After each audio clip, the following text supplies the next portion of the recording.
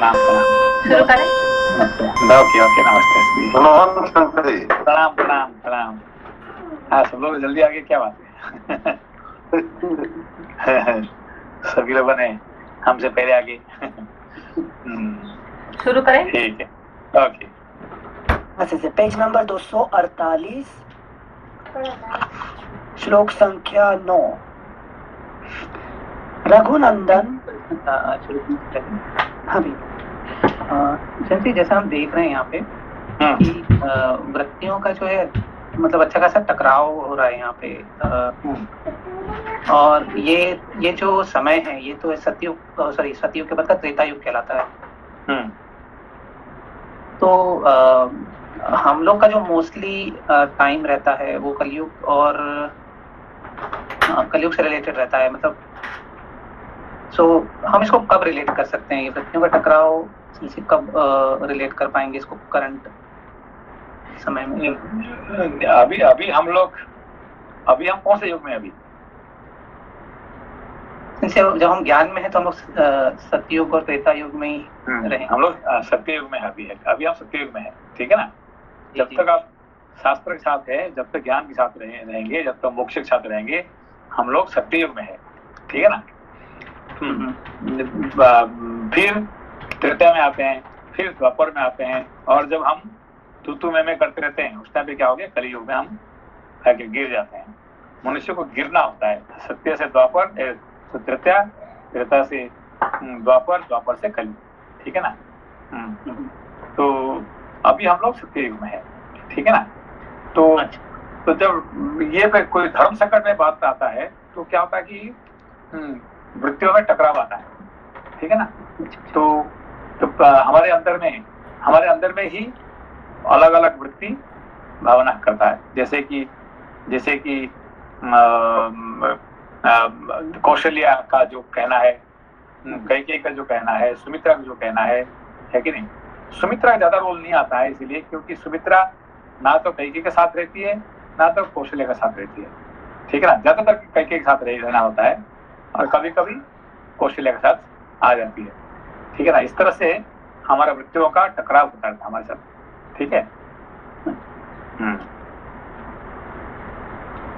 Thank you sensor. Thank you sensor. श्लोक संख्या 9। रघुनंदन, वे दोनों अपना स्वार्थ सिद्ध करने के लिए शठतावश धर्म के बहाने आप जैसे सच्चरित्र पुरुष का परित्याग करना चाहते हैं। यदि उनका ऐसा विचार न होता तो जो कार्य आज हुआ है वह पहले ही हो गया होता। यदि वरदान वाली बात सच्ची होती तो आपके अभिषेक का कार्य प्रारंभ होने से पहले ही इस तरह का वर दे दिया गया होता। गुणवान ज्येष्ठ पुत्र के रहते हुए छोटे का अभिषेक करना यह लोक विरुद्ध कार्य है जिसका आज आरंभ किया गया है। आपके सिवा दूसरे किसी का राज्याभिषेक हो यह मुझसे सहन नहीं होने का। इसके लिए आप मुझे क्षमा करेंगे।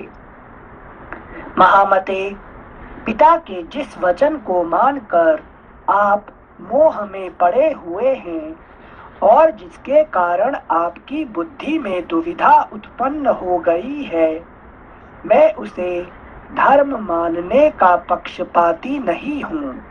यहाँ पे सीधा बात कर रहे हैं क्योंकि मैं आपके साथ सम्मति नहीं हूँ, है कि नहीं। यहाँ पे हमेशा बार बार ये कह रहे हैं, कौन?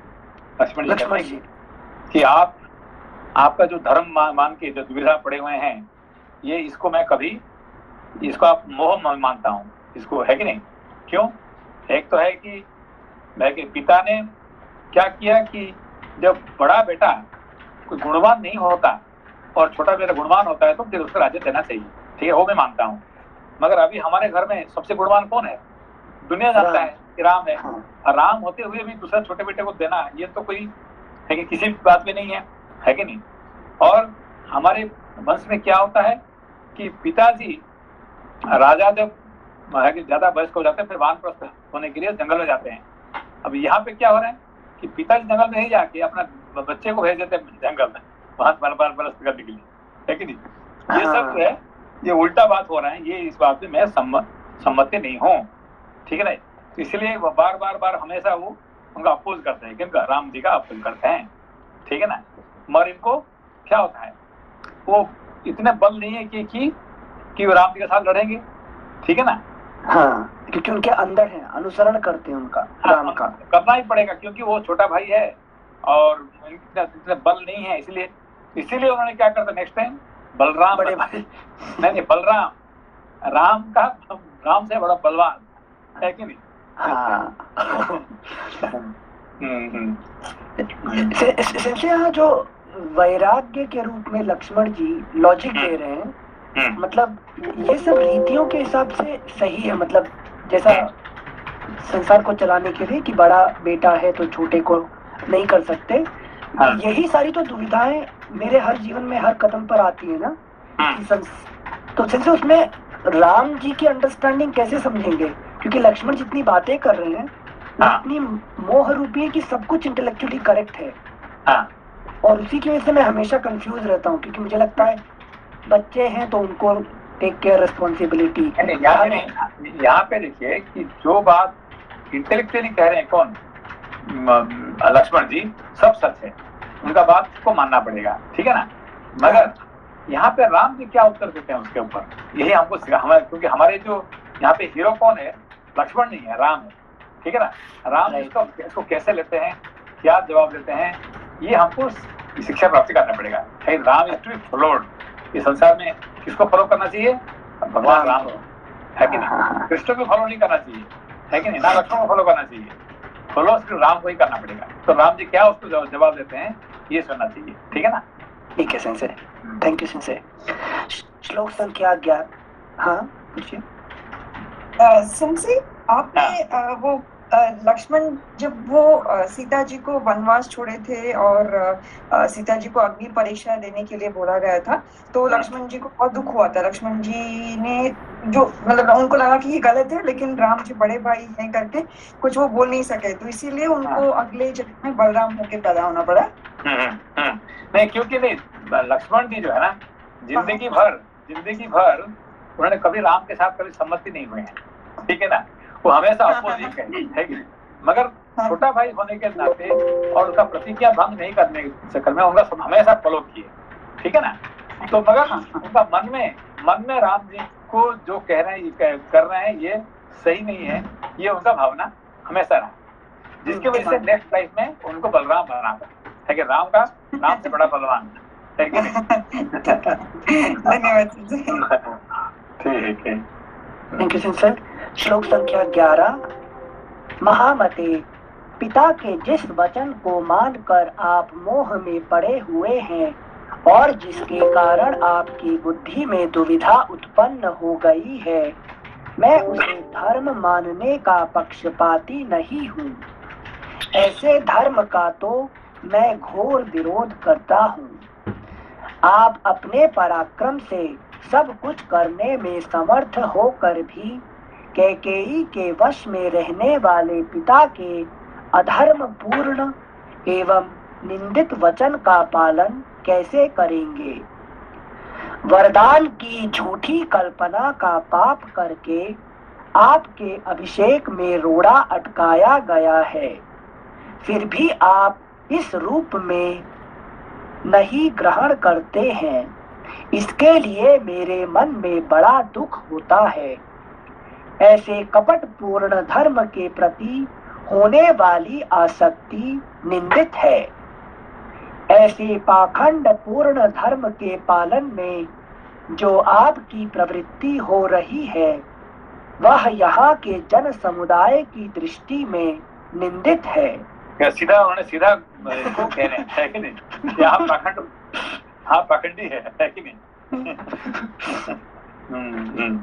Thank you sir. जैसे महाभारत में भीम क्या है, कभी युधिष्ठिर को सपोर्ट नहीं किए, है कि नहीं, मगर उनका पीछा करना पड़ा उनको, है कि नहीं। वो हमेशा उनका पीछा रहते थे, जो युधिष्ठिर कहते हैं वो उनको मानना पड़ता है, मगर कभी उन्होंने अपना मन से नहीं माने उनको, है कि नहीं। जो भी युधिष्ठिर कर रहे हैं सब गलत कर रहे हैं, ये भीम का कहना है, ठीक है ना। हाँ, जो हमेशा रेडी हो जाते थे, मैं फाइट करूंगा, आप बैठे रहो जंगल में, हमेशा वो उनका अपोज करते थे, है कि युधिष्ठिर का। ऐसे ही है कि नहीं, मगर उनका साथ वो जहाँ जो कहेंगे उसको मानना पड़ रहा है, क्योंकि मैं छोटा भाई हूँ, ठीक है ना। ऐसे ही यहाँ पे राम जो भी कहते हैं उनको कभी नहीं माने, है कि नहीं। मगर अनुसरण करते हैं, करना पड़ेगा उसको, गलती नहीं, करना पड़ता है कि नहीं। अच्छा, थैंक यू सेंसे। श्लोक संख्या 14। ऐसे पाखंड पूर्ण धर्म के पालन में जो आपकी प्रवृत्ति हो रही है वह यहाँ के जन समुदाय की दृष्टि में निंदित है। ठीक है, जन समुदाय तो मैं नहीं कह रहा हूँ, सारे लोग जो कह रहे हैं मैं उनकी बात की मैं कह रहा हूँ। आपके सिवा दूसरा कोई पुरुष सदा पुत्र का अहित करने वाले पिता माता नामधारी उन कामचारी शत्रुओं के मनोरथ को मन से भी कैसे पूर्ण कर सकता है। पिता माता नामधारी कैसे भाषा इस्तेमाल कर रहे हैं, लेकिन उनको माँ बाप ही नहीं मानते ना संजय। माँ बाप ही नहीं मानते, लेकिन हाँ संजय, थैंक यू संजय। पिता माता नामधारी उन कामाचारी शत्रुओं के मनोरथ को मन से भी कैसे पूर्ण कर सकता है, उसकी पूर्ति का विचार भी मन में कैसे ला सकता है।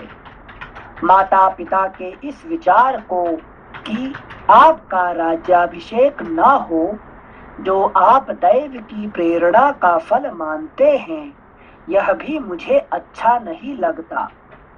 यद्यपि वह आपका मत है तथापि आपको उसकी उपेक्षा कर देनी चाहिए। जो कायर है, जिसमें पराक्रम का नाम नहीं है, वही दैव का भरोसा करता है। सारा संसार जिन्हें आदर की दृष्टि से देखता है वे शक्तिशाली वीर पुरुष दैव की उपासना नहीं करते हैं। जो अपने पुरुषार्थ से दैव को दबाने में समर्थ है वह पुरुष दैव के द्वारा अपने कार्य में बाधा पड़ने पर खेद नहीं करता, शिथिल होकर नहीं बैठता। आज संसार के लोग देखेंगे कि दैव की शक्ति बड़ी है या पुरुष का पुरुषार्थ। आज दैव और मनुष्य में कौन बलवान है और कौन दुर्बल, इसका स्पष्ट निर्णय हो जाएगा।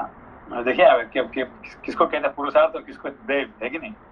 यहाँ पे उनका भावना देखिए। जैसे लक्ष्मण जी चैलेंज कैसे कर रहे हैं, क्योंकि वो अपना बल पे उनका भरोसा है ना। उनका ये इनका क्या है कि अपना बल के ऊपर उनका भरोसा है। जैसे भीम दूसरे किसको बलवान मानते हैं क्या? नहीं नहीं ये संसार में मेरे से बलवान कोई नहीं है, मेरे से कौन लड़ेगा, है कि नहीं। और ये भी कह दे मैं 100 भाइयों को मैं अकेला मारूंगा, है कि नहीं। मेरा सीधी बात है। अब ये जो ये पितामह भीष्म पितामह द्रोण ये सब मेरे दुश्मन थोड़ी है, और उनसे क्या लड़ना मुझे, है कि नहीं। हमारे दुश्मन है कि 100 भाई है और बस मैं अकेला ही मारने में है कि नहीं सबको, है कि नहीं। तो ऐसे ही लक्ष्मण क्या है कि धरती पे कोई नहीं है जो कि मेरे से लड़ सकता है। थैंक यू सिंसे। ये फिर लक्ष्मण की इसमें जैसे लक्ष्मण को तो वैराग्य की मूर्ति समझते हैं, तो अहंकार और वैराग्य उसका डिफरेंस कैसे निकालेंगे फिर, क्योंकि इनको भी अपने इसमें विश्वास है, शक्ति। नहीं अहंकारी ही वैराग्य होता है कि नहीं। सबसे बड़ा अहंकारी कौन है संसार में? संसार में रावण रावण नहीं है। रावण से बड़ा बल यह शिव जी, भगवान शिव जी है। तो उनका अहंकार का रूप माना जाता है, मगर अहंकार जब बहुत बड़ा हो जाता है वही आत्मा हो जाता है, ठीक है ना। तो अहंकार और आत्मा की फर्क क्या है? छोटा आत्मा को कहते हैं, है कि नहीं, अहंकार, और बड़ा अहंकार को कहते हैं आत्मा, ठीक है ना। समझ में आपको? छोटे अहंकार को कहते हैं आत्मा, नहीं, छोटा आत्मा ऐसे आज छोटा आत्मा को कहते हैं अहंकार, और बड़ा अहंकार को कहते हैं आत्मा आत्मा। आत्मा। अच्छा तो आत्मा अच्छा। छोटा हो जाता है, भाई मैं क्या करूं, मैं छोटा हूँ, मैं गरीब हूँ, है कि नहीं, मैं छोटा हूँ, मैं गरीब हूँ, मैं ये नाटा हूँ, मैं ये हूँ, मैं रोगी हूँ, मैं, है कि नहीं, मरणशील हूँ, तो उसका मतलब ये अहंकार हो गया, है कि नहीं। मैं अमर हूँ, मैं ये हूँ, वो मतलब इतना बड़ा कर दो कि सारे विश्व मेरा ही मेरे ही है, तो फिर हो गया आत्मा, है कि नहीं। आत्मा। हाँ sensor, sir thank you sensor. हाँ नमस्कार। नमस्कार सर। हाँ नमस्कार, बोलिए। शिव जी के पास ज्ञान भी है, वैराग्य भी है, और जो मन है उनको, उसको भी उन्होंने चंद्रमा की तरह, छोटे चंद्रमा की तरह संकुचित करके रखा, उसके बाद भी अहंकार है उनके नहीं, अहंकार का जो है ना, अहंकार का रूप अलग होता, बहुत प्रकार का होते हैं, ठीक है ना।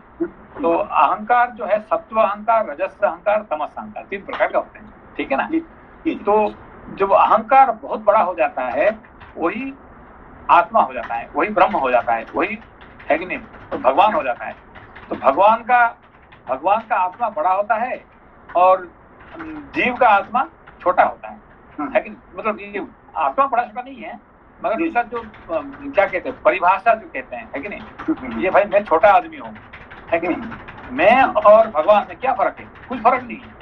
मगर मैं जो छोटा बन जाता हूँ तो मैं जीव हो जाता हूँ, मैं जब बड़ा बन जाता हूँ फिर मैं भगवान बन जाता हूँ, है कि नहीं। तो वही है कि शिव जी का आत्मा कितना बड़ा है, सारे विश्वों का संभालने के लिए उनका पास पावर है। तो उस इतना बड़ा अहंकार होने के कारण से वो विश्व का सबसे, है कि नहीं, सबसे बड़ा होगी, ठीक है ना। तो इसीलिए वैरागी है कि नहीं। तो सबसे बड़ा वही अहंकारी ही बड़ा वैरागी होता है, ठीक है ना। अहंकार नहीं होगा तो वैरागी में नहीं रहता, है कि नहीं। Thank you sensor. अहंकार है तो वैराग्य है। हाँ, जैसे शेषनाग क्या करता है, सारे विश्व को अपना सर पे उठा कर रखता है, कितने बल है, कितना, और सबसे बड़ा वैराग्य कौन है, वही शेषनाग है। हाँ, वो बोलते हैं ये तो कुछ भी नहीं है, ये तो मटर के दाने की तरह, है कि नहीं। Thank you sensor. श्लोक संख्या 17। ये आज चमर खान से बात हो रहा था कि रेवती नक्षत्र, मतलब रेवती नक्षत्र,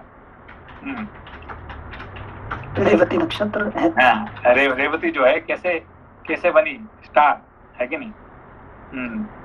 तो वही है कि उनका जो उनका इच्छा क्या था, मैं शेषनाग जी से शादी करने वाला हूँ, क्या, लेकिन कहानी बड़ा लास्ट टाइम। रेवती सेंसर, एक मिनट, जो ये बलराम जी का पत्नी का नाम क्या है, रेवती, ठीक है ना, रेवती है।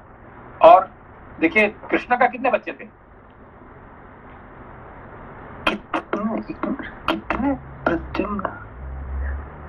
कितने बच्चे थे, 16,100 तो होंगे, 16,000। क्या बोल रहे, 16,108 पत्नियां हैं, ठीक है, कितने पत्नियां हैं ये बोलना, 16,108। हाँ, 16,108 पत्नियां हैं, और सब पत्नियों का 10-10 बच्चे हैं। अच्छा, ये सुदामा जी ने उनको वरदान दिए थे, है कि नहीं। सब पत्नियों का 10-10 बच्चे होने के कारण से कितने हो गया, 1 लाख, है कि नहीं, 60,000, 1,080, है कि नहीं, कितने बच्चे हैं, है कि नहीं। और बलराम जी का कितने बच्चे थे, रेवती से सिर्फ लोपा जी कितने थे, सेंसी 3 थे शायद, सेंसी 3 थे। कौन कौन थे 3, आपने 3 कहाँ से ले आया। एक भी नहीं था सेंसेई, आपने बताया था, एक भी नहीं थे, आपने थोड़े दिन पहले बताया। हाँ, ये ठीक, ये सोनाली जी का याद है कि नहीं, एक भी बच्चे नहीं है, ठीक है ना। तो चलिए, ऐसे बताओ फिर, अभी रेवती वाला बता रहे थे आप, रेवती नक्षत्र। क्या कि रेवती ने क्या किया, लास्ट में बताया ना कि इसकी संसार का सबसे बलवान से शादी करना उनसे, है कि नहीं, सबसे बलवान। तो फिर सबसे बलवान कौन निकला, बलराम जी। नहीं, वायु देवता, ठीक है ना। तो वायु देवता को पूछा कि वायु देवता क्या बोले कि भाई मैं बलवान कैसे हो गया, ये पहाड़ होता है कि नहीं, जो पर्वत होते हैं मेरे से बलवान है, क्यों, मैं उनको हिला नहीं पाता हूँ, सारे संसार हिल जाने पर भी पर्वत नहीं हिलते हैं, तो पर्वत सबसे बलवान है। फिर जब पर्वत को पूछा गया तो पर्वत क्या बोलते हैं, धरती मेरे से बलवान है क्योंकि मुझे उठा के रखता है, ठीक है ना। तो फिर जब धरती को पूछा गया तुम बलवान है क्या, नहीं नहीं नहीं, वो शेषनाग जी बड़े बलवान है, क्योंकि हमको हमारे उठा के रखते हैं, जैसे लाखों करोड़ों को उठाते हैं, है कि नहीं? हाँ। तो इसीलिए वो बलवान है। तो ठीक है, मुझे शादी करना किससे? शेषनाग जी से। शेषनाग से। तो शेषनाग जी बोलते हैं तो मैं शादी तो करूंगा, मगर 10 करोड़ इस साल के बाद मैं शादी करूंगा, है कि नहीं? तो एक लड़की को बोलोगे तुमसे शादी करूंगा 10 करोड़ साल के बाद, तो क्या बोलेगी? मेरे से क्या तुम मजाक कर रहे हैं क्या, है कि नहीं? तो ये बात मैं कहने के लिए मैं ब्रह्मा जी के पास जाऊंगा कि उसको है कि उसके अगेंस्ट में कहने के लिए, है कि नहीं, तुम्हारे बारे में। तो ब्रह्मा जी के पास पिताजी और वो गए जाते हैं और वापस आते हैं, तो एक 10 करोड़ साल बीत जाता है कि नहीं? अच्छा। तब उनका जो जर्नी में वो क्या हो जाता है, नक्षत्र बन जाता है कि नहीं? ओके ओके, चलिए, thank you Sanjay, thank you Sanjay. श्लोक संख्या 17। जो अपने पुरुषार्थ से दैव को दबाने में समर्थ है, वह पुरुष दैव के द्वारा अपने कार्य में बाधा पड़ने पर खेद नहीं करता, शिथिल होकर नहीं बैठता। आज संसार के लोग देखेंगे कि दैव की शक्ति बड़ी है या पुरुष का पुरुषार्थ। आज दैव और मनुष्य में कौन बलवान है और कौन दुर्बल, इसका स्पष्ट निर्णय हो जाएगा। जिन लोगों ने दैव के बल से आज आपके राज्याभिषेक को नष्ट हुआ देखा है, वे ही आज मेरे पुरुषार्थ से अवश्य ही दैव का भी विनाश देख लेंगे। जो अंकुश की परवाह नहीं करता और रस्से या सांकल को भी तोड़ देता है, मद की धारा बहाने वाले उस मत्त गजराज की भांति वेग पूर्वक दौड़ने वाले दैव को भी आज मैं अपने पुरुषार्थ से पीछे लौटा दूंगा। समस्त लोकपाल और तीनों लोकों के संपूर्ण प्राणी आज श्री राम के राज्याभिषेक को नहीं रोक सकते, फिर केवल पिताजी की तो बात ही क्या है।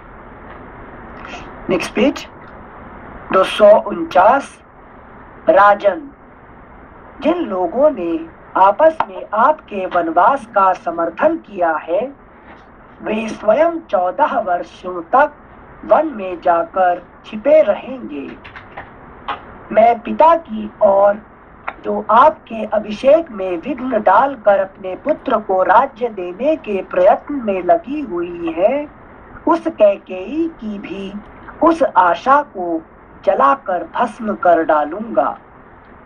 जो मेरे बल के विरोध में खड़ा होगा, उसे मेरा भयंकर पुरुषार्थ जैसा दुख देने में समर्थ होगा, वैसा दैव बल उसे सुख नहीं पहुंचा सकेगा। ये शेषनाग जी का है कि नहीं? शेषनाग जी कैसे कहना है कि नहीं? जैसे तो शेषनाग जी पुरुषार्थ रिप्रेजेंट कर रहे हैं। हाँ, वो पुरुषार्थ का है कि नहीं? वो अच्छा दैव को नहीं मानते हैं, ठीक है ना? Okay Sanjay, thank you Sanjay. श्लोक संख्या 25। सहस्त्रों वर्ष बीतने के पश्चात जब आप अवस्था क्रम से वन में निवास करने के लिए जाएंगे, उस समय आपके बाद आपके पुत्र प्रजापालन रूप कार्य करेंगे। अर्थात उस समय भी दूसरों को इस राज्य में दखल देने का अवसर नहीं प्राप्त होगा। पुरातन राजर्षियों की आचार परंपरा के अनुसार प्रजा का पुत्रवत पालन करने के निमित्त प्रजा वर्ग को पुत्रों के हाथ में सौंप कर वृद्ध राजा का वन में निवास करना उचित बताया जाता है। धर्मात्मा श्री राम हमारे महाराज वानप्रस्थ धर्म के पालन में चित्त को एकाग्र नहीं कर रहे हैं। मगर वो वानप्रस्थ नहीं करना चाहते हैं, है कि नहीं? आपको भेज रहे हैं। आपको भेज रहे हैं। Thank you Sanjay. धर्मात्मा श्री राम हमारे महाराज वानप्रस्थ धर्म के पालन में चित्त को एकाग्र नहीं कर रहे हैं। इसीलिए यदि आप यह समझते हो कि उनकी आज्ञा के विरुद्ध राज्य ग्रहण कर लेने पर समस्त जनता विद्रोही हो जाएगी, अतः राज्य अपने हाथ में नहीं रह सकेगा, और इसी शंका से यदि आप अपने ऊपर राज्य का भार नहीं लेना चाहते हैं अथवा वन में चले जाना चाहते हैं, तो इस शंका को छोड़ दीजिए। वीर, मैं प्रतिज्ञा करता हूँ कि जैसे तटभूमि समुद्र को रोके रहती है, उसी प्रकार मैं आपकी और आपके राज्य की रक्षा करूंगा। यदि ऐसा ना करूं तो वीर लोक का भागी ना होऊं। इसलिए आप मंगलमयी अभिषेक सामग्री से अपना अभिषेक होने दीजिए। अभिषेक के कार्य में आप तत्पर हो जाइए। मैं अकेला ही बलपूर्वक समस्त विरोधी भूपालों को रोक रखने में समर्थ हूँ। ये मेरी दोनों भुजाएं केवल शोभा के लिए नहीं है, मेरे इस धनुष का आभूषण नहीं बनेगा। यह तलवार केवल कमर में बांधे रखने के लिए नहीं है, तथा इन बाणों के खंभे नहीं बनेंगे। ये सब चारों वस्तुएं शत्रुओं का दमन करने के लिए ही हैं। जिसे मैं अपना शत्रु समझता हूँ, उसे कदापि जीवित रहने देना नहीं चाहता। जिस समय मैं इस तीखी धार वाली तलवार को हाथ में लेता हूँ, यह बिजली की तरह चंचल प्रभा से चमक उठती है। इसके द्वारा अपने किसी भी शत्रु को वह वज्रधारी इंद्र ही क्यों ना हो, मैं कुछ नहीं समझता। आज मेरे खड्ग के प्रहार से पीस डाले गए हाथी, घोड़े और रथियों के हाथ, जांघ और मस्तकों द्वारा पटी हुई यह पृथ्वी ऐसी गहन हो जाएगी कि इस पर चलना फिरना कठिन हो जाएगा। मेरी तलवार की धार से कटकर रक्त से लथपथ हुए शत्रु जलती हुई आग के समान जान पड़ेंगे और बिजली सहित मेघों के समान आज पृथ्वी पर गिरेंगे। अपने हाथों में गोह के चर्म से बने हुए दस्ताने को बांधकर जब हाथ में धनुष ले मैं युद्ध के लिए खड़ा हो जाऊंगा, उस समय पुरुषों में कोई भी मेरे सामने अपने पौरुष पर अभिमान कर सकेगा। मैं बहुत से बाणों द्वारा एक को और एक ही बाण से बहुत से योद्धाओं को धराशायी करता हुआ मनुष्यों, घोड़ों और हाथियों के मर्म स्थानों पर बाण मारूंगा। Next page 250।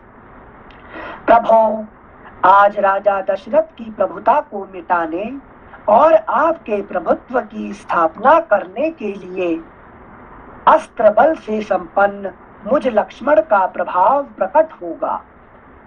श्री राम, आज मेरी ये दोनों भुजाएं जो चंद्रमा का लेप लगाने चंदन का लेप,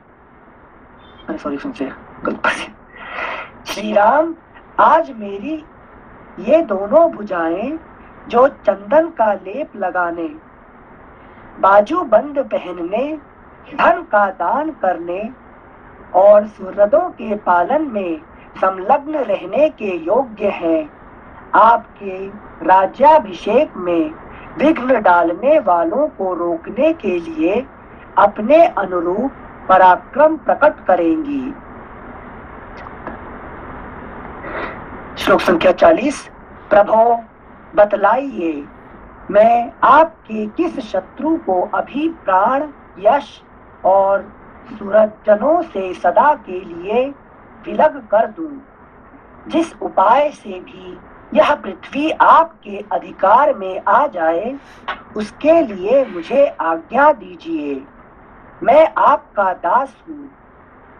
रघुवंश की वृद्धि करने वाले श्री राम ने लक्ष्मण की ये बातें सुनकर उनके आंसू पोंछे और उन्हें बारंबार सांत्वना देते हुए कहा, सौम्य। जैसे गीता में पूरा पहला अध्याय अर्जुन का बात सुने भगवान ने, है कि नहीं, कुछ नहीं बोले, है कि नहीं। तो जब उन्होंने कहा कि मैं तुम्हारा शिष्य हूँ, तब भगवान ने उनका मुंह खोले, ठीक है ना। अभी उन्होंने क्या कह रहे हैं लक्ष्मण ने, मैं आपका दास हूँ, आप कुछ कहिए। अभी तक बोलते गए, है कि नहीं, कुछ नहीं बोले। अब उन्होंने कहा कि मैं आपका दास हूँ, आप जो कहेंगे मैं मानूंगा। फिर वो अपना मुंह खोलने लगे, है कि नहीं। तब तक कुछ नहीं बोले, जिस तरह सुन रहे थे, है कि नहीं। पूरा 40 श्लोक सुन रहे थे, है कि नहीं। Thank you sensei. श्लोक संख्या 40 का लास्ट पार्ट था, मैं आपका दास हूँ।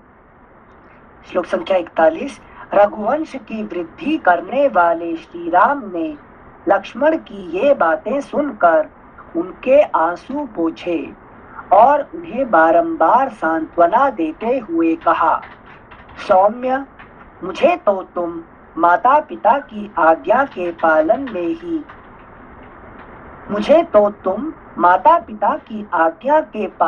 ही दृढ़ता पूर्वक स्थित समझो। यही सत्पुरुषों का मार्ग है। इस प्रकार श्री वाल्मीकि निर्मित आर्ष रामायण आदि काव्य के अयोध्या कांड में 23वां सर्ग पूरा हुआ। चतुर्विंशः सर्गः। विलाप करती हुई कौसल्या का श्री राम से अपने को भी साथ ले चलने के लिए आग्रह करना तथा पति की सेवा। 40 श्लोक है कि नहीं, लक्ष्मण बोले, और भगवान ने सिर्फ एक श्लोक से कहानी खत्म कर दी, है कि नहीं। समरी सूत्र से सूत्र देते हैं। श्लोक संख्या नहीं, नेक्स्ट अध्याय चतुर्विंशः सर्गः। विलाप करती हुई कौसल्या का श्री राम से अपने को भी साथ ले चलने के लिए आग्रह करना तथा पति की सेवा ही नारी का धर्म है, यह बताकर श्री राम का उन्हें रोकना और वन जाने के लिए उनकी अनुमति प्राप्त करना।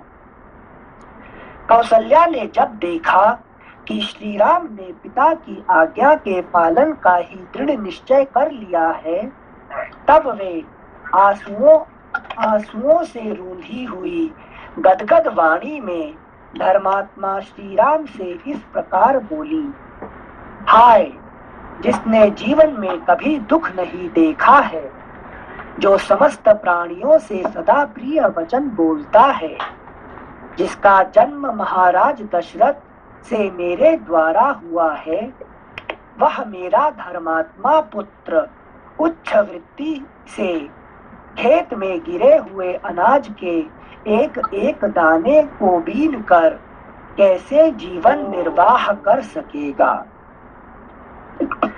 जिनके भृत्य और दास भी शुद्ध स्वादिष्ट अन्न खाते हैं, वे ही श्री राम वन में फल मूल का आहार कैसे करेंगे।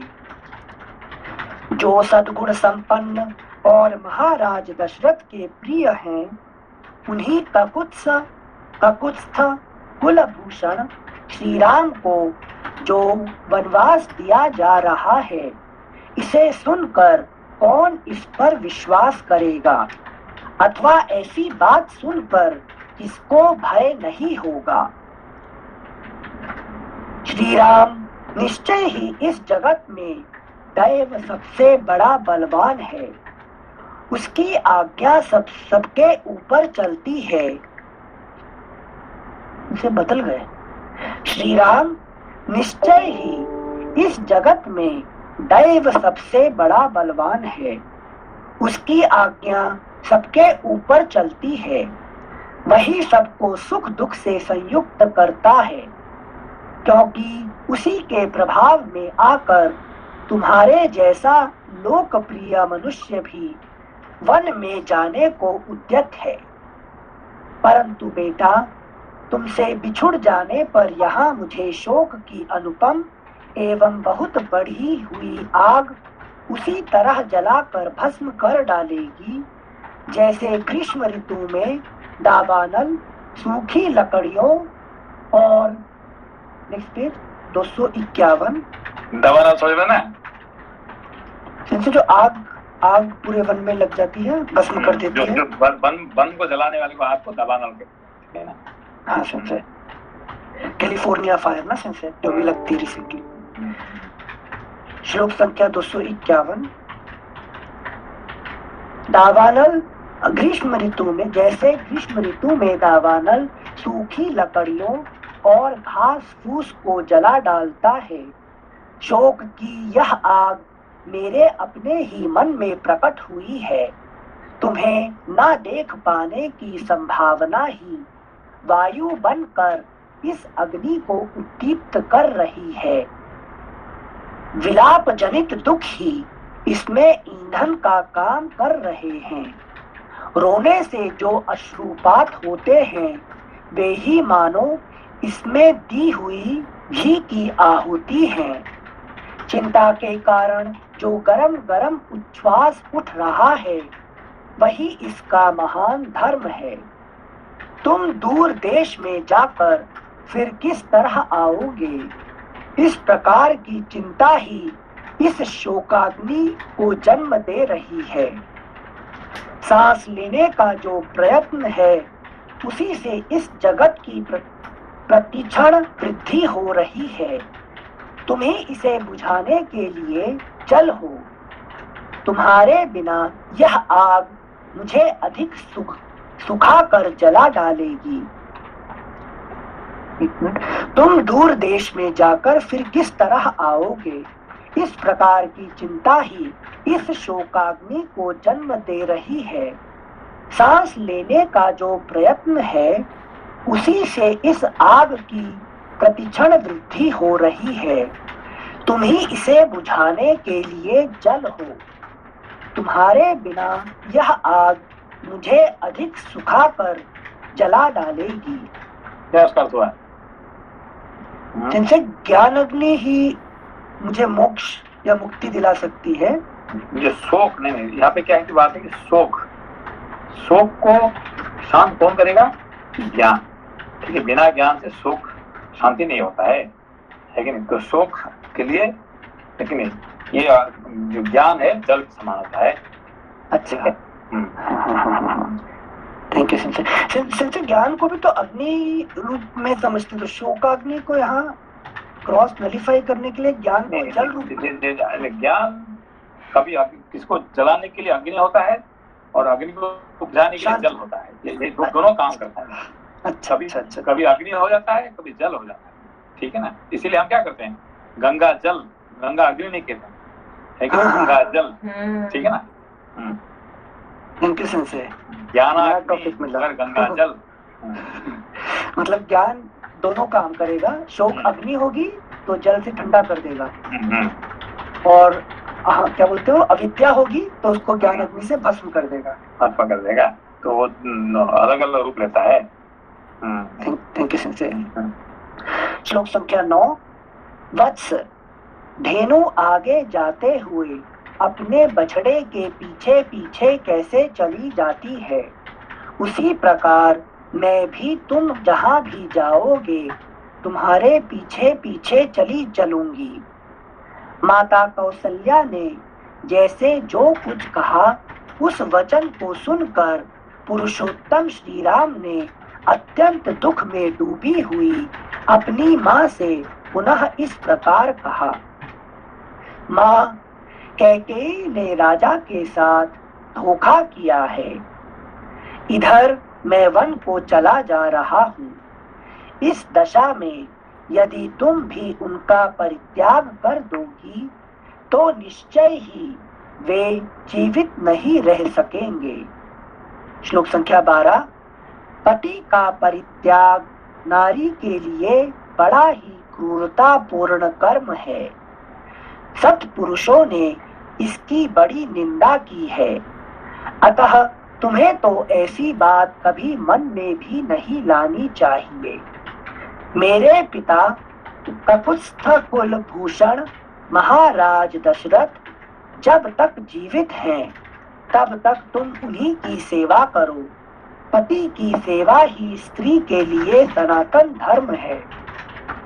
श्री राम के ऐसा कहने पर शुभ कर्मों पर दृष्टि रखने वाली देवी कौशल्या ने अत्यंत प्रसन्न होकर अनायास ही महान कर्म करने वाले श्री राम से कहा, अच्छा बेटा, ऐसा ही करूंगी। माँ के इस प्रकार स्वीकृति सूचक बात कहने पर धर्मात्माओं में श्रेष्ठ श्री राम ने अत्यंत दुख में पड़ी हुई अपनी माता से पुनः इस प्रकार कहा, माँ, पिताजी की आज्ञा का पालन करना मेरा और तुम्हारा दोनों का कर्तव्य है, क्योंकि राजा हम सब लोगों के स्वामी श्रेष्ठ गुरु ईश्वर एवं प्रभु हैं। इन 14 वर्षों तक मैं विशाल वन में घूम फिर कर लौट आऊंगा और बड़े प्रेम से तुम्हारी आज्ञा का पालन करता रहूंगा। उनके ऐसा कहने पर पुत्र वत्सला कौशल्या के मुख पर पुनः आंसुओं की धारा बह चली। वे उस समय अत्यंत आर्त होकर अपने प्रिय पुत्र से बोली, बेटा राम, अब मुझसे इन सौतों के बीच में नहीं रहा जाएगा। काकुत्स्थ, यदि पिता की आज्ञा का पालन करने की इच्छा से तुमने वन में जाने का ही निश्चय किया है, तो मुझे भी वनवासिनी हरिणी की भांति वन में ही ले चलो। यह कहकर माता कौशल्या रोने लगी। उन्हें उस तरह रोती देख श्री राम भी रो पड़े और उन्हें सांत्वना देते हुए बोले, माँ, स्त्री के जीते जी उसका पति ही उसके लिए देवता और ईश्वर के समान है। महाराज तुम्हारे और मेरे दोनों के प्रभु हैं। जब तक बुद्धिमान जगदीश्वर महाराज दशरथ जीवित हैं, तब तक हमें अपने को अनाथ नहीं समझना चाहिए। भरत भी बड़े बड़े धर्मात्मा हैं। वे समस्त प्राणियों के प्रति प्रिय वचन बोलने वाले और सदा ही धर्म में तत्पर रहने वाले हैं। अतः वे तुम्हारा अनुसरण, तुम्हारी सेवा करेंगे। Next page 252। मेरे चले जाने पर जिस तरह भी महाराज को पुत्र शोक के कारण कोई विशेष कष्ट मेरे चले जाने पर जिस तरह भी महाराज को पुत्र शोक के कारण कोई विशेष कष्ट ना हो, तुम सावधानी के साथ वैसा ही प्रयत्न करो। कहीं ऐसा ना हो कि यह दारुण शोक इनकी जीवन लीला ही समाप्त कर डाले। जैसे भी संभव हो तुम सदा सावधान रहकर बूढ़े महाराज के हित साधन में लगी रहना। उत्कृष्ट गुण और जाति आदि की दृष्टि से परम उत्तम तथा व्रत उपवास में तत्पर होकर भी जो नारी पति की सेवा नहीं करती है, उसे पापियों को मिलने वाली गति नरक आदि की प्राप्ति होती है। जो अन्यान्य देवताओं की वंदना और पूजा से दूर रहती है, वह नारी भी केवल पति की सेवा मात्र से उत्तम स्वर्ग लोक को प्राप्त कर लेती है। अतः नारी को चाहिए कि वह पति के प्रिय एवं हित साधन में तत्पर रहकर सदा उसकी सेवा ही करे। यही स्त्री का वेद और लोक में प्रसिद्ध नित्य सनातन धर्म है। इसी का श्रुतियों और स्मृतियों में भी वर्णन है। देवी, तुम्हें मेरी मंगल कामना से सदा अग्निहोत्र के अवसरों पर पुष्पों से देवताओं का तथा सत्कार पूर्वक ब्राह्मणों का भी पूजन करते रहना चाहिए। इस प्रकार तुम नियमित आहार करके नियमों का पालन करती हुई स्वामी की सेवा में लगी रहो और मेरे आगमन की इच्छा रखकर समय की प्रतीक्षा करो। यदि धर्मात्माओं में श्रेष्ठ ये तो क्या है कि मेरा आगमन की प्रतीक्षा करो, मतलब उसका मतलब एक तरफ क्या है कि पिताजी अभी जाने वाले हैं और हाँ। तुम मत आना, है कि नहीं, तुम मेरे लिए अपेक्षा करो। यहाँ पे राम जी का ये कौशल्या का प्रति ये कहना है कि नहीं, पिताजी नहीं रहेंगे, मैं जब वापस आऊंगा पिताजी नहीं रहेंगे, मगर तुम मेरा प्रतीक्षा करो, है कि नहीं। Thank you sense. सेंसे, यहाँ पर कौशल्या जी जो राम जी के साथ रहने के लिए बोल रही है, मतलब not as a person but वो सत्व है और वो ज्ञान और मोक्ष के पास जाना चाहती है। हाँ, तो ये जो ये है चित्त हमेशा ज्ञान के साथ बंधा रहना चाहती है, ठीक है ना। हाँ, लेकिन वो धर्म संकट में ना। हाँ, मगर अहंकार को छोड़ के नहीं जा सकते हैं, है कि नहीं। अच्छा। ये जो चित्त जो है ना, जब तक अहंकार है उनका पत्नी बन के उसको रहना ही पड़ता है कि नहीं। अच्छा। हाँ, मन बुद्धि चित्त, ये तीनों पत्नी बन के रहना पड़ेगा, समझा कोई। जब तक अहंकार है तब तक मन बुद्धि और चित्त को रहना ही पड़ेगा, तीनों के साथ रहना ही पड़ेगा, ठीक है ना। यस सेंसे, मतलब तब तक विवेक हो भी जाए तो फर्क नहीं पड़ता, विवेक को उतना इम्पोर्टेंस नहीं मिलेगा। नहीं, विवेक तो रहेगा, मगर विवेक एक्चुअली क्या है कि यहाँ पे अभी मुकेश जी बोले थे ना कि शिव जी का, है कि नहीं, इतने ही होने पर कैसे अहंकार ही हुआ है कि नहीं। तो यहाँ पे क्या नाम उनका नाम दशरथ है।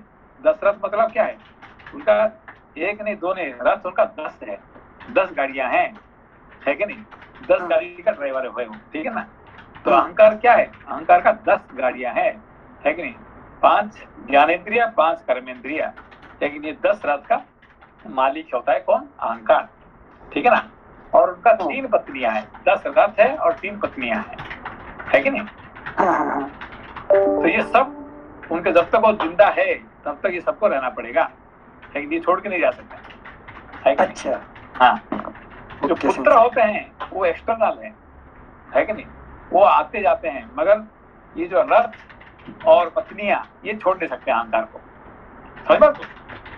हाँ से मतलब जब तक अहंकार नहीं जाएगा तब तक सबका बंधन रहना ही रहना। हाँ, मगर देखिए भरत अपना मामा का घर में गया, है कि नहीं, लक्ष्मण राम वो विश्वामित्र के साथ गए, है कि नहीं, इनका आना जाना रहेगा, मगर पत्नियां नहीं छोड़ जा नहीं सकते हैं बिना इससे, है कि ये तीनों अहंकार को छोड़ नहीं सकते हैं ना, 10 रथ छोड़ सकते हैं, समझो तो। जब तक राजा है तब तक 10 रथ भी रहना पड़ेगा और 3 रानियों भी रहना पड़ेगा, समझो तो।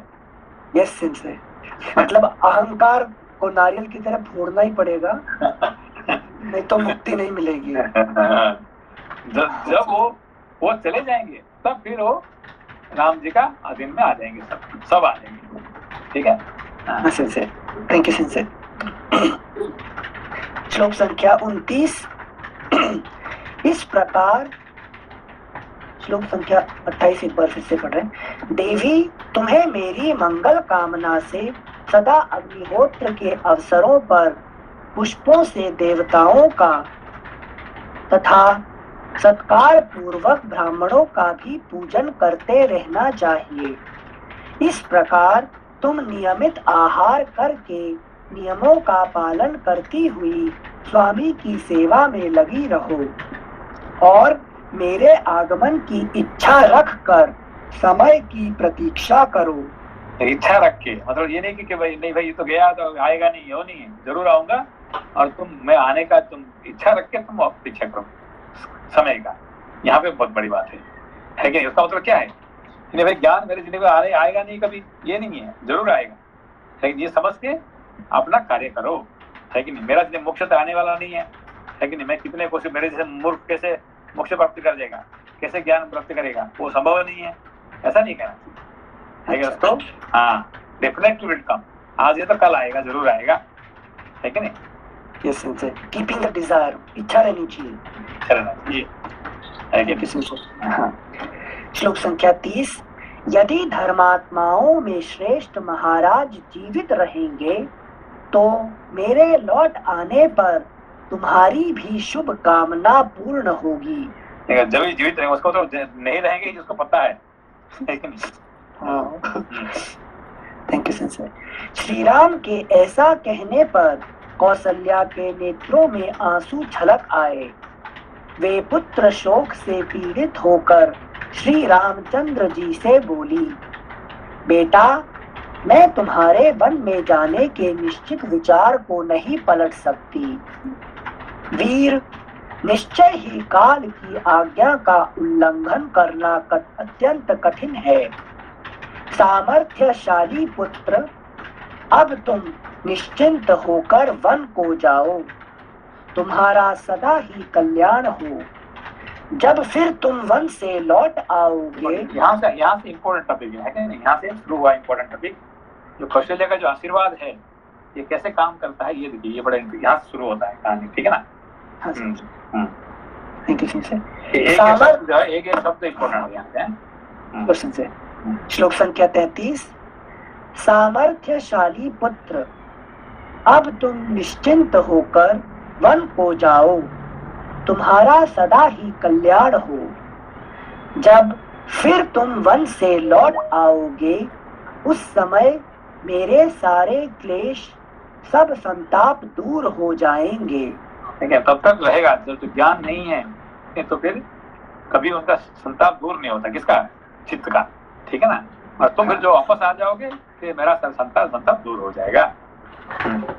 Thank you sir.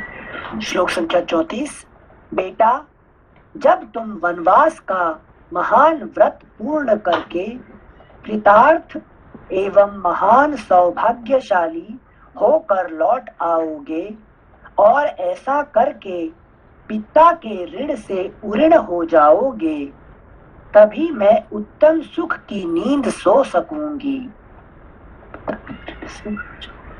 बेटा रघुनंदन, इस भूतल पर दैव की गति को समझना बहुत ही कठिन है। सबसे कठिन ये है कि दैव का गति को समझना। Thank you sensei. कल बताए थे, परसों आप शायद बताए थे, दैव की गति तो आसानी से समझ सकते हैं ना, कि आसानी समझे कि आप मान लेंगे तो समझ जाएंगे, मगर उसको समझना कोशिश करेंगे तो ये बड़ा मुश्किल है।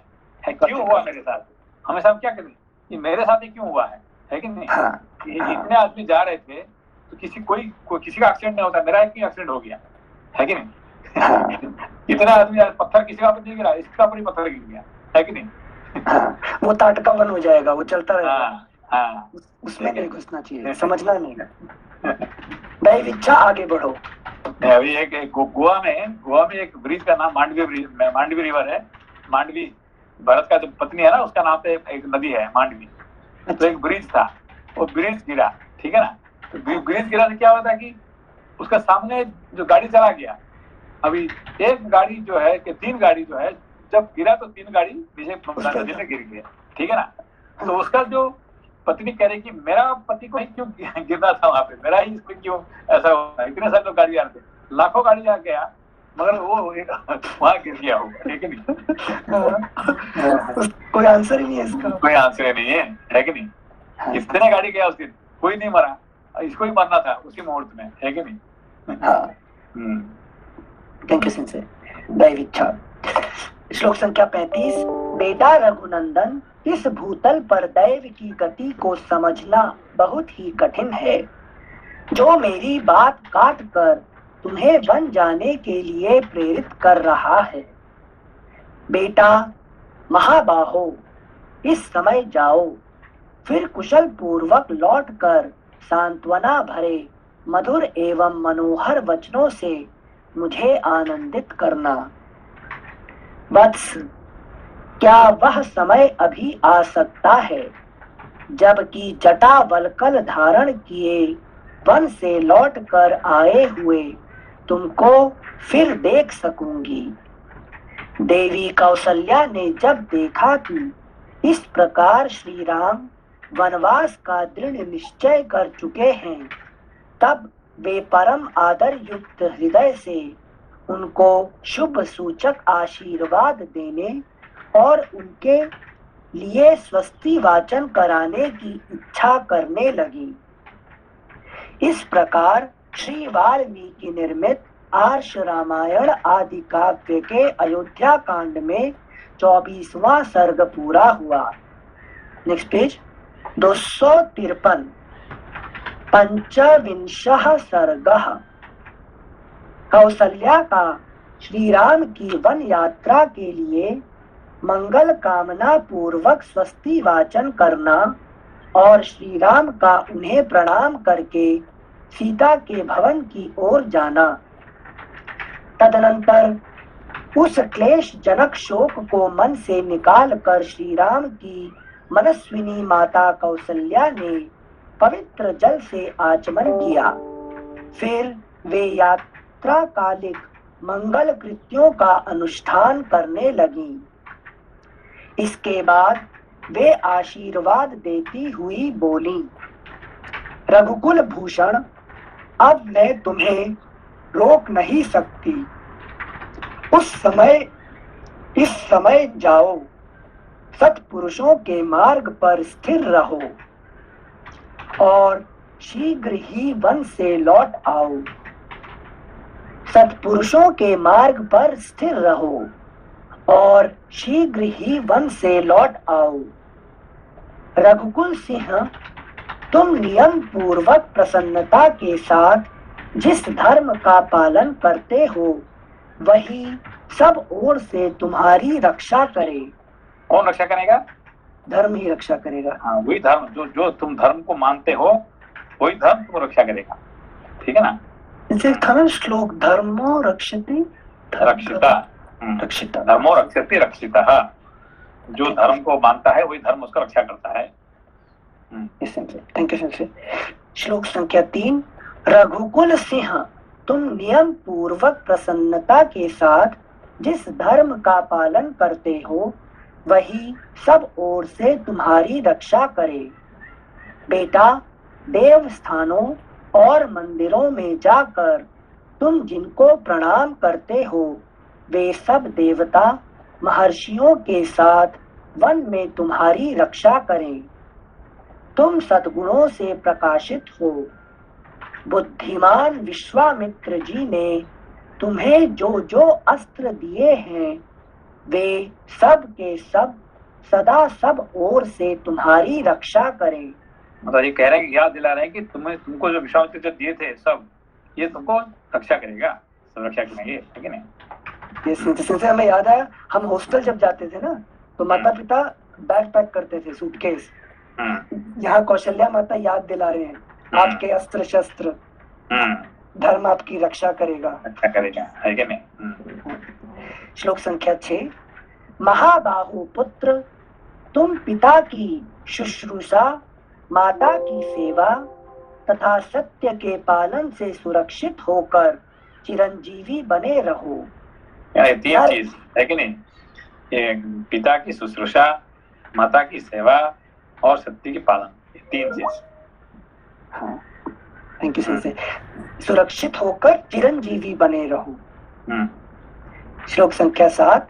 नर श्रेष्ठ, समिधा, कुशा, पवित्री, वेदियां, मंदिर, ब्राह्मणों के देव पूजन संबंधी स्थान, पर्वत, वृक्ष, छोटी शाखा वाले वृक्ष, जलाशय, पक्षी, सर्प और सिंह वन में तुम्हारी रक्षा करें।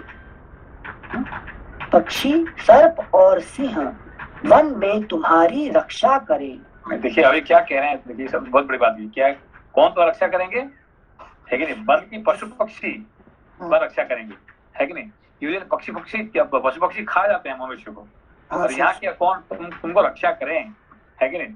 तुम्हारा रक्षा का कार्य करें, है कि नहीं? जैसे देखिए ये गिद्ध, है कि नहीं? गिद्ध क्या करता है? उनका जटायु उनका सेवा करता है कि नहीं? अच्छा, यस और यस जीव यस, जीव का काम क्या है? मनुष्य को खाने का। खाने का। और यहाँ पे वो जीव क्या करता है? अपने को अपना का मांस दे के मनुष्य को रक्षा करता है। ये उल्टा काम हो रहा है। ये माता का आशीर्वाद है, ठीक है ना? Thank you sensei. हाँ, सर्प से सब लोग रक्षा करेंगे। श्लोक संख्या 8। साध्य विश्वे देव तथा महर्षियों सहित मरुदगण तुम्हारा कल्याण करे। धाता और विधाता तुम्हारे लिए मंगलकारी हों। उषा, भग और अर्यमा तुम्हारा कल्याण करें। वे इंद्र आदि समस्त लोकपाल, छहों ऋतुएं, सभी मास, संवत्सर, रात्रि, दिन और मुहूर्त सदा तुम्हारा मंगल करें। बेटा, श्रुति, स्मृति और धर्म भी सब ओर से तुम्हारी रक्षा करें। भगवान स्कंद देव, सोम, बृहस्पति, सप्तर्षि गण और नारद, ये सभी सब ओर से तुम्हारी रक्षा करें। बेटा, वे प्रसिद्ध सिद्ध गण, दिशाएं और दिक्पाल मेरी की हुई स्तुति से संतुष्ट हो उस वन में सदा सब ओर से तुम्हारी रक्षा करें। समस्त पर्वत, समुद्र, राजा वरुण, द्युलोक, अंतरिक्ष, पृथ्वी, वायु, चराचर प्राणी, समस्त नक्षत्र, देवताओं सहित ग्रह, दिन और रात तथा दोनों संध्याएं, ये सब के सब वन में जाने पर सदा तुम्हारी रक्षा करें। छह ऋतुएं, अन्यान्य मास, संवत्सर, कला और काष्ठा, ये सब तुम्हें कल्याण प्रदान करें। मुनि का वेश धारण करके उस विशाल वन में विचरते हुए तुझ बुद्धिमान पुत्र के लिए समस्त देवता और दैत्य सदा सुखदायक हो। बेटा, तुम्हें भयंकर राक्षसों, क्रूर कर्मा पिशाचों तथा नेक्स्ट पेज 254 तथा समस्त मांस भक्षी जंतुओं से कभी भय ना हो। वन में जो मेढक या वानर, बिच्छू, डांस, मच्छर, पर्वतीय सर्प और कीड़े होते हैं, वे उस गहन वन में तुम्हारे लिए हिंसक ना हो। ठीक है, अभी रखते हैं, क्योंकि ये इम्पोर्टेंट है कि ये जो माँ का आशीर्वाद जो है कैसे काम करता है, लेकिन हमका उनके लिए ये आगे आए। ठीक है, इनके सिलसिले प्रणाम सेंसे। नमस्ते सेंसे। नमस्ते सेंसे। कल सैटरडे है सेंसे, परसों फिर पढ़ेंगे। कल रेगुलर क्लास है 7 बजे जापान टाइम, फिर परसों हमारा पुराना स्टडी। Thank you.